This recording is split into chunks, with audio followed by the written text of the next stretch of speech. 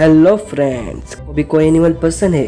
क्योंकि नॉर्मली इंसानों को डॉग या कैट से ज़्यादा लगाव रहता है और जो पालतू जानवर होते हैं हम उसके साथ खेलते भी हैं। पर मैं लाया हुआ आज ऐसा एनिमल जो पालतू नहीं है, ना ही हमारे साथ रहता है, पर वो भी मार्केट में से सब्जी खरीद के लाता है।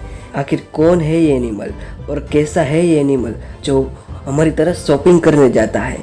चलिए देखते हैं।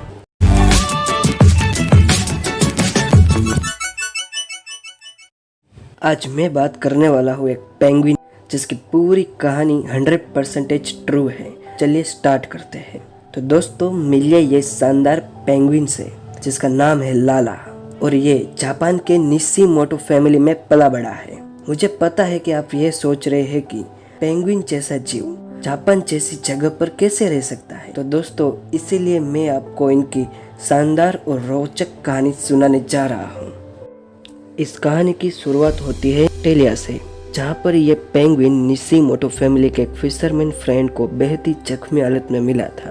क्योंकि इस वक्त पेंगुइन को पंख पूरी तरह घायल थे, इसीलिए फिशरमैन ने यह सोचा कि वापस से इसे पानी में डाल देगा तो शायद शार्क या कोई दूसरे समुद्री जीव इसे खा जाएंगे। इस वजह से उसे अपने पास रखने का सोच लिया और अपने बोट पर रख लिया। इसके बाद जहाँ जहाँ वो फिशरमैन जाता था वहाँ पेंगुइन भी उसके साथ जाता था। फिशरमैन के साथ रहने पेंगुइन की हालत धीरे धीरे रिकवर हो रही थी। लेकिन 3 महीने बाद एक वक्त ऐसा आया कि जब उस फिशरमैन को अपने देश जापान वापस जाना पड़ा, और वह यह बात अच्छे से जानता था कि अगर वो जापान गया तो उसके बाद दोबारा पेंगुइन को अपने साथ नहीं ला पाएगा।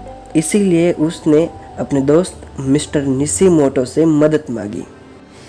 उसने बोला कि पेंगुइन को अपने पास रख ले, और काफ़ी विचार करने के बाद मिस्टर निशिमोटो ने पेंगुइन को अपने पास रखने का फैसला कर लिया। क्योंकि उसे यह बात पता थी कि अगर वो उस पेंगुइन को अपने पास नहीं रखेंगे तो किसी कारणवश यह बच नहीं पाएगा, और उसकी जान बचाने के लिए उन्होंने उस पेंगुइन को अपना बनाने का फैसला किया। पर जब लाए तभी उसे इतना लगाव नहीं हुआ था। उन्होंने तो सिर्फ दया की भावना से उसे घर लाए थे। पर धीरे धीरे पेंगुइन ने सबका दिल जीत लिया और वो सबका फेवरेट बन गया, और फैमिली ने इसका नाम रखा लाला। और न कि पेंगुइन को घर का सदस्य बोला जाता था, पर माना भी जाता था, जिस वजह से उसके पास अलग किंग साइज का रूम था जहाँ पर वो आराम से एयर कंडीशन की हवा में रह सकता था। और उस फैमिली ने लाला को एक प्यारा सा बैग भी दिलाया था जिसे लेकर लाला शॉपिंग करने जाता था। यह बात आप चौंक उठेगी, पर एक पेंगुइन कैसे मार्केट जा सकता है? पर लाला हर काम में आगे था और वो हमेशा अपना बैग लेकर उसमें पैसे रखकर मार्केट के लिए निकल जाता था, जहाँ रास्ते में आते जाते लोग लाला को जानते थे। यहाँ तक कि जिस फिश शॉप पर लाला खरीदी करने जाता था उस फिश शॉप की ओनर भी उसे बहुत प्यार करती थी, और वो लाला को देखते ही उसके चेहरे पर खुशी आ जाती थी, जो आप देख सकते हैं। शॉप के अंदर पहुंचने के बाद शॉप की ओनर लाला को सबसे पहले एक फिश खिलाती थी और बाकी का पैक करके उसके बैग में डाल देती थी, और लाला अपने घर की तरफ लौट जाता था। तो लाला जापान के शिबुशी शहर में रहता था, और यह शहर काफ़ी ज़्यादा ह्यूमिडिटी के लिए माना जाता है, और हम जानते हैं कि पेंगुइन को ठंड में रहने की आदत है और उनकी बॉडी को बहुत सारी ठंडक चाहिए होती है। हालांकि लाला इस माहौल में दिख रहा था, पर इतना भी नहीं कि वो डायरेक्ट सन के कांटेक्ट में आकर घूमने लगे। इसीलिए जब वो फिश लेकर घर जा रहा था तब उसके नेबर ने उसे देखा और उस पर पानी छिड़कने लगा ताकि वो थोड़ा रिफ्रेश हो जाए, और फिर से वो घर की तरफ निकल पड़ा। और घर जाकर उसने सबसे पहले फिश दी, और फिर वो अपने रूम में ठंडक पाने के लिए चला गया। और यही चीज़ वो डेली करता था क्योंकि उसे बाहर जाना पसंद था।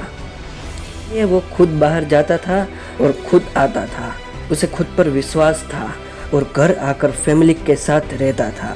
दोस्तों, ये देखकर कहना गलत नहीं होगा कि लाला ने फुल किंग लाइफ जी है, जबकि बाकी पेंगुइन सिर्फ ठंड में रहते हैं। जबकि लाला को इंसानों से बहुत कुछ सीखने को मिला, प्यार मिला, और आज भी इतना पॉपुलर है।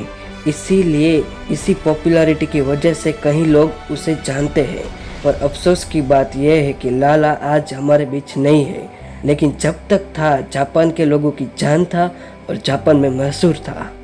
तो दोस्तों, आप ऐसा लगा कमेंट में जरूर लिखेगा, और लाला पसंद आया तो एक लाइक तो बनता है। ऐसे ही मज़ेदार वीडियो देखने के लिए चैनल को सब्सक्राइब कीजिए और वीडियो को लाइक और शेयर करना मत भूलिएगा। फिर मुलाकात होगी नई वीडियो में, तब तक के लिए गुड बाय फ्रेंड।